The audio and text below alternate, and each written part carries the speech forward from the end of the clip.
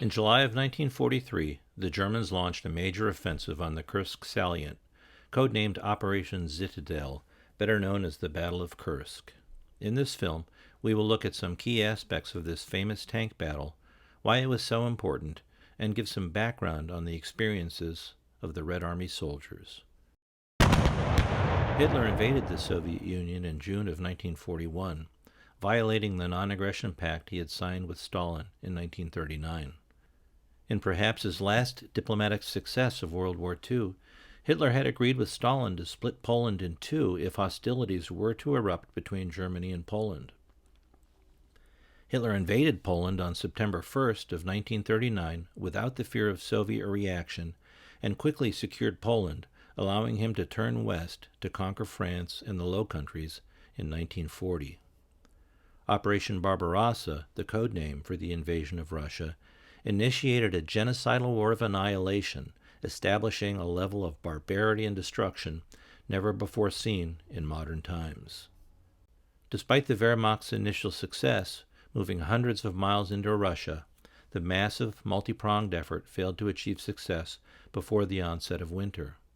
As the battle wore on, Stalin shifted forces from the east to counterattack and push the Germans back from Moscow, knowing that Japan no longer posed a significant threat since they were now at war with the United States.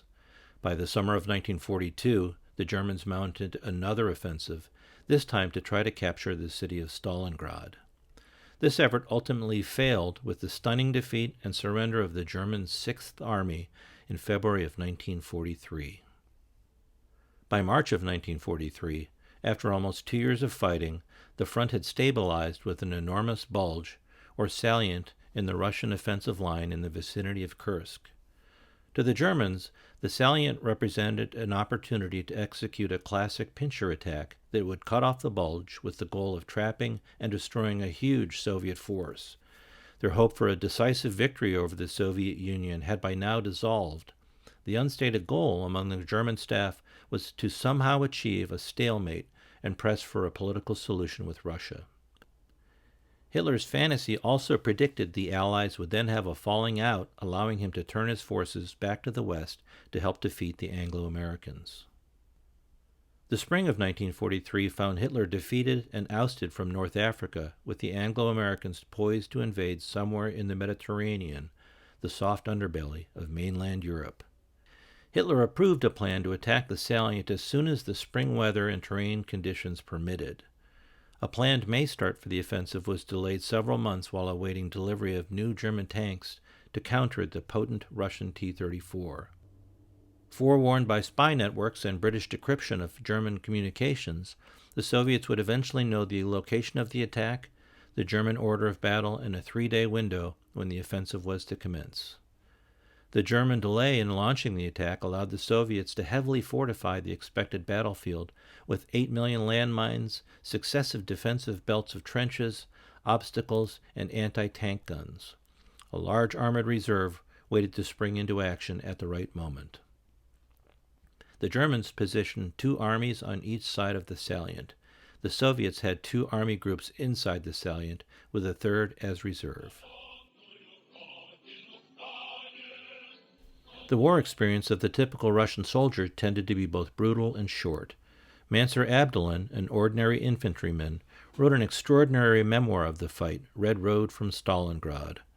According to Abdulin, the life expectancy of a new infantryman early in the war was only 1 to 2 weeks. Catherine Merridale says in her book Ivan's War, the carnage was beyond imagination. 6 months after the Germans invaded Russia, the Red Army had lost over 4.5 million men.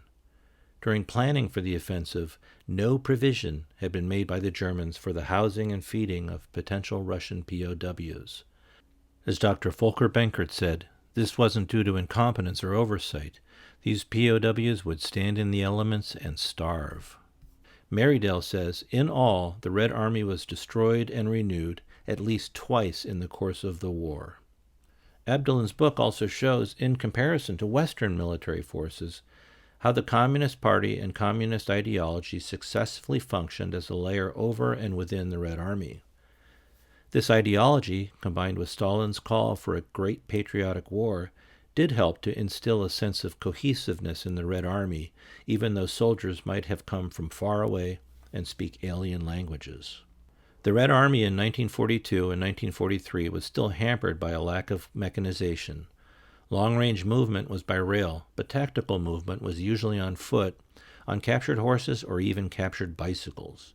Supply lines were often stretched thin, with troops left without a reliable source of food, made worse by the brutal winter weather and scorched earth policies of the Germans, leaving behind nothing to forage for. Despite these obstacles, by the summer of 1943, the Red Army had become a more professional, cohesive, and effective force, no longer the unprepared rabble the Germans had encountered 2 summers before. Stalin's relocation of over 1,000 factories to the east and the painful forced migration of their workers were beginning to pay dividends in fresh supplies of arms and T-34 tanks to the front.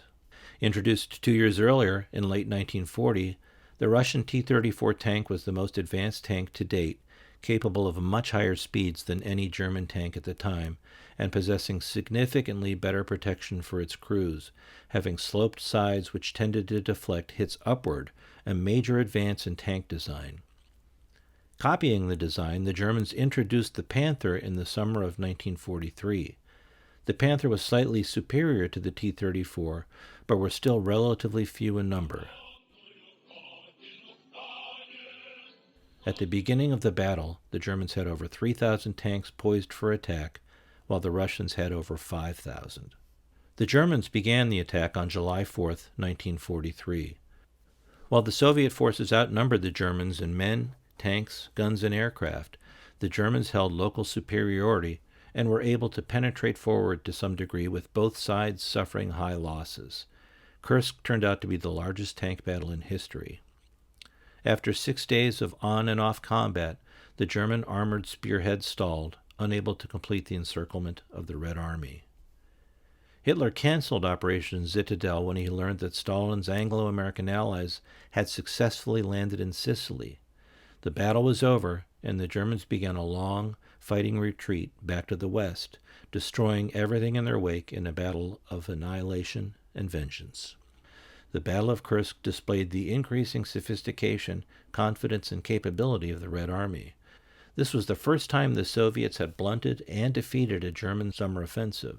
The tables had turned, and Germany would soon find itself fully engulfed in an unwinnable two-front war. The German forces were in decline, waning in numbers and quality. Hitler had lost his ability to control momentum on the Eastern Front. The strategic initiative was now in the hands of the Soviet Union. The Red Army was moving west and wouldn't stop until they entered Berlin in April of 1945.